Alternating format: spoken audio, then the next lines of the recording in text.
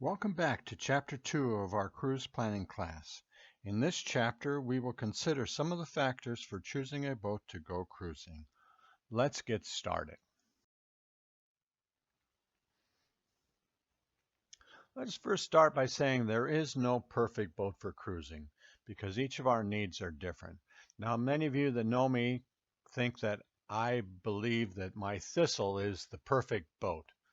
But in reality, you all know that this would be a terrible boat for cruising, even though it is a pretty good boat for other things.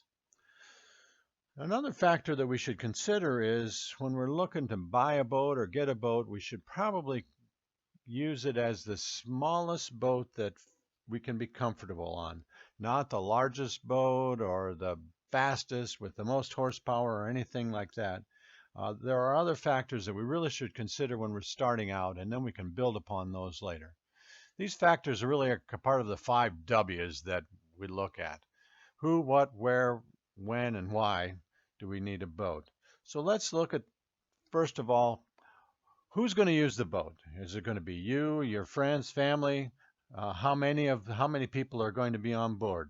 Is this you and your spouse, or are we going to need to have many more cabins?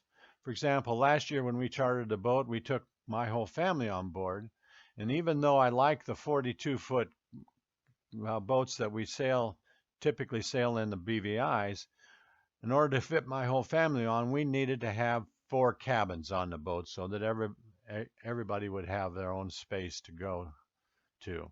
And so that pushed us up into an entirely different class of boats. Now, the next question we have to answer is, what's the purpose for our owning the boat? Are we going to do short cruises, day sailing type thing? Or is our plan to really go from the mainland down to the Caribbean for our summer trip or winter trip? Are we looking at just harbor hopping from one town to the next, where we could stop for at restaurants along the way, or do we need to have a full complement of cooking capabilities and being self-sufficient? The other factor is, when are we going to be using the boat? Is it just for weekend activities? Or are we going to spend our vacations on the boat? Is it going to be a seasonal use? Or are we going to actually live on that? If we're going to live on it, we've got a whole other set of criteria that we need to factor. The next thing is, when do we plan to cruise? Where do we plan to cruise? Are we planning to just hang out at the Great Lakes, or are we going to take extended trips someplace like that? And finally, why are we going to get the boat? Is it we're going to cruise? Do we want to do some fishing? Or are we just simply going to day sail? When we go to select a boat, there are lots of things to think about when choosing a boat. There are no perfect cruising boats, or as far as that matter goes, there are no perfect boats. Each one has a selection of compromises that we need to consider. What are our personal preferences that we need to go over? For example, in our cruising, what's our cruising plan? Are we going to just take short little cruises like on the weekend activities? Or are we planning to actually spend several weeks on a boat? Each one of those creates different criteria for us to look. If you're going on a long cruise, this is going to be your home where you're going to live. So you need to be able to provide your daily activities to meet those needs. For example, you might want you're going to be cooking on the boat. You're going to have you're going to need some sort of entertainment. Are you going to need a TV, satellite connections, computer hookups, and all those sort of things? Or like me, do you want to just get away from all those modern conveniences and just go down to you and the sea? Of course, you need to also consider capabilities that are going to make sure everybody is happy on the boat that you're sailing with. If you're solo sailors, well, then the only people you have to make happy is you. However, if you've got other crew members and things like that, you need to make sure that their needs are being met. For example, are you happy just simply camping on a boat, or do you want more shoreside features such as air conditioning, microwave capabilities, computer hookups, and such? Each one of those will determine additional needs that you're going to want on the boat. Where you're sailing also matters. For example, years ago I was looking at boats around that were ocean going, and one of the factors that I looked at is that if some of the boats were up in the Northeast, and as I looked at them, it's like, okay, these boats have stoves on them, coal stoves to keep them warm in the wintertime. Whereas when we go down to the British Virgin Islands, they don't care about heat. They're more interested in how are we going to make the air conditioning, make it functional for us on the boat. And so those are the kind of characteristics that we need to consider. Where are you going to go? If you're planning to buy a boat, you really should consider starting out with a used boat. Generally, with a used boat, you're going to have a lot of the equipment already on board. For example, like an anchor, the electronics, all the lines will be there. A lot of the safety equipment will be there too. But in addition, you need to also factor in the replacement of some of those things. For example, some of the electronics might not work anymore, or the sails might be getting a little aged, or whatever other factors might come into play.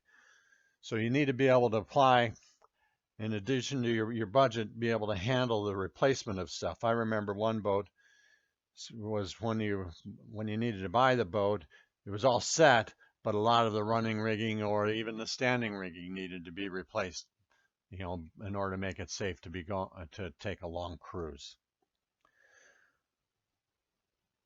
If you buy a new boat, you're going to have to come up with all those things. The people at the boat show would love to have you because they're showing off their latest and greatest, prettiest boats. But most of those things, when you buy a boat up there, there's a lot of equipment that has to be added, and a lot of decisions that need to be made. And for someone that's not well experienced in all that stuff, you may end up with things that you wish you would have done differently.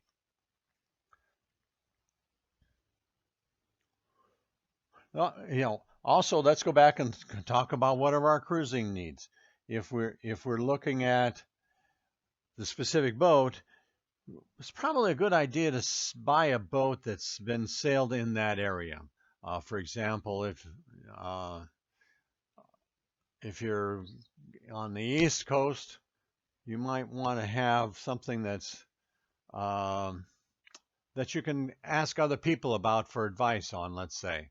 Rather than buying a one-off boat that no one has ever seen or heard from before, because a lot of times it's really a good idea to, you've got a support system around you to help work through problems, because the first time you climb on a boat it's like, okay, how do I even rig this thing? And it's good to have someone that you can ask questions about setting up.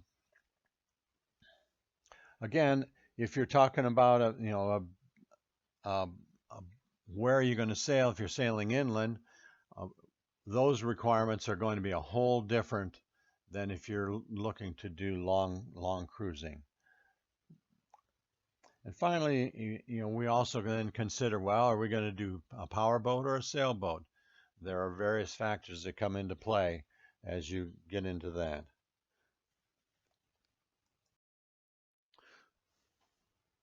So for those of you who are considering a powerboat for cruising, there are some factors that make sense for them, but certainly for us to consider.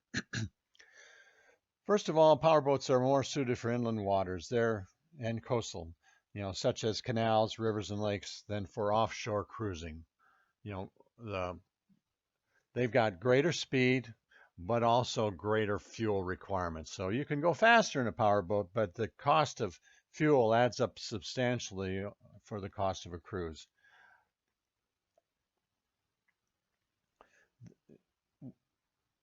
We also need to consider what are the lengths of the boats. Power boats often have more inside space and comfort than a sailboat. So if the weather turns bad, you can get inside in a protected area. They're going to have better, maybe electrical power systems and things like that, so that you may be able to anchor out for longer periods of times. The trawlers are built specifically for coastal conditions.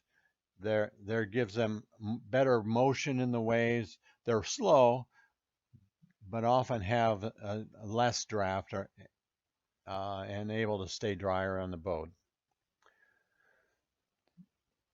We also need to consider when we're doing this the criteria the criteria of where we're sailing. For example, power boats don't have a very much height requirement. There's a bridge on Clinton Lake, for example, that when I'm sailing my sailboat, I have never been on the other side of that bridge because I can't get under the bridge. Whereas if you're the power boaters, they go up and to the east side of the lake a lot. Well, that's the same thing that we need to consider as we're selecting our cruising area. If we're sailing on the intercoastal waterway, we've got to make sure that we can get our cruising boat underneath the bridges. On the intercoastal waterway, the maximum height is 65 feet. So if your mast is taller than 65 feet, you won't be able to cruise on the intercoastal waterway. Or if you're cruising on Lake Erie, the mast heights there are very short, 12, 15 feet is as high as you can go. In addition, we also have to consider the draft constraints. How much water does your boat need to float before it runs aground? And so if you've got a power boat, are going to take much less water to really be able to sail in that to go on, because they generally only need 3 or 4 or 5 feet, whereas a sailboat may need much more. When you're looking at a power boat, you also have to consider what kind of engine are you going to use. So the choice is, do you have a diesel engine versus a gasoline engine? The first one we really need to consider is the economics and the safety factors. Diesel engines are more expensive because they have to be built more sturdy because of the motion of the diesel engines and so on. Diesel gives you better fuel economy and a longer range. However, the gasoline engines for us Need for Speed types, they have higher speed but much less economy. So you're going to spend a lot more on fuel if you have a gasoline engine than you will if you have a diesel.